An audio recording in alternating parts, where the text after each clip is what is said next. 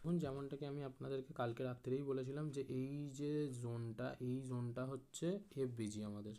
তো এই এফভিজিতে মার্কেট আসতেই পারে, ঠিক আছে।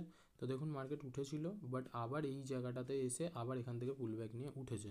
তো সেক্ষেত্রে আমি যেটা আপনাদেরকে দেখিয়েছিলাম, যে বলেছিলাম যে এফভিজিতে যখনই কোনো রকম কিছু সাপোর্টিভ ক্যান্ডেল হবে, ঠিক আছে, আপনারা বলতেই পারেন যে এটা তো একটা রেড ক্যান্ডেল, তো এটা সাপোর্ট কী করে আমি বুঝবো। তো আমি আপনাদেরকে 1 আওয়ারে দেখিয়েছিলাম, বাট বলেছিলাম যে আপনারা যখন ট্রেড নেবেন তখন যেন 15 মিনিটস বা 5 মিনিটসে শিফট করেন।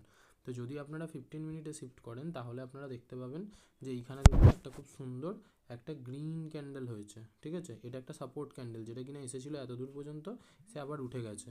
তো এখান থেকে যদি আপনারা এই জোনের কাছে স্টপ লস বা কিছু একটা প্ল্যান করতেন, যেটা কিনা আমি দেখিয়ে রেখেছি, তাহলে আমি যে টার্গেটটা কালকের দিনে টেনে রেখেছিলাম, এই যে রেড লাইনটা, এই রেড লাইনের টার্গেটের একটু নিচে আমি প্রফিট বুক করতে বলেছিলাম, দেখুন ওটা সেটা বুক হয়ে গিয়ে এখন হয়তো তার থেকেও বেশিতে চলছে। তো এটা ছিল একটা সিম্পল অ্যানালিসিস, ঠিক আছে।